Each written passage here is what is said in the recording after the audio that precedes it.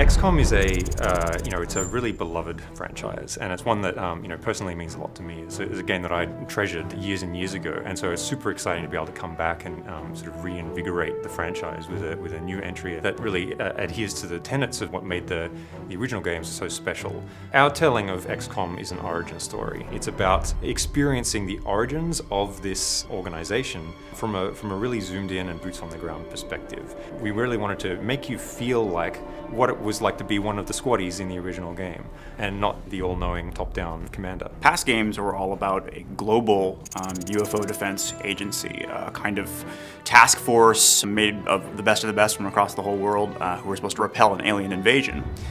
In XCOM, our game, which is its own kind of new origin story that follows its own timeline, XCOM begins as a United States federal task force built out of intelligence officers from the CIA and DIA. Their job is to repel an invasion from within the country. They're being infiltrated and they know it. We've taken a lot of the mythos that had been previously established and sort of reimagined it or re-engineered it, like sort of the very small, humble roots of the organization before it became this globe-spanning, globally funded anti-alien defense force. We wanted the aliens in XCOM to be unique and be compelling and surprising. Portray them not as your archetypical nasty, snarling monster alien, but by sort of looking to a very technology-based aesthetic. One of their primary goals in being here is actually to terraform our world, to transform it into something that's for them.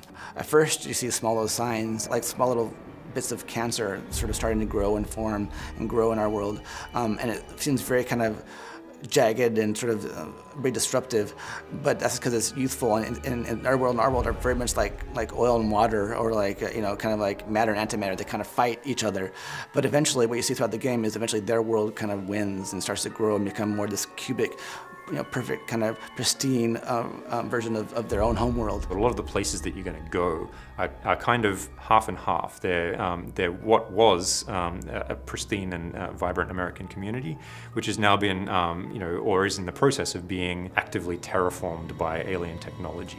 The XCOM of our game is a kind of unconventional organization by the standards of the time. It has an idiosyncratic thinker that put it together, and is specifically looking for people who are compensating for some kind of disadvantage. So you'll find a lot of the core cast are not necessarily what people think of as an invincible G-man.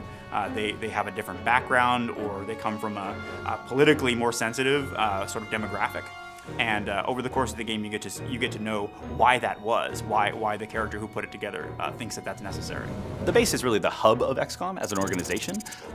It changes and evolves over the course of the game. It's someplace that you return to after every single mission, and it serves as both a sort of story and social space for you to have conversations with other characters, learn more about the world of XCOM, see how other people are reacting to the war as it progresses, and really immerse yourself in the world of 1962.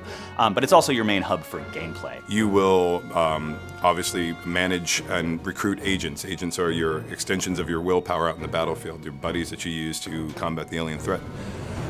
You'll be upgrading their powers, leveling them up. It's very sort of RPG-esque. The research area, for example, is where the scientific staff live. You're able to engage in the research economy through spending Illyrium on various designs.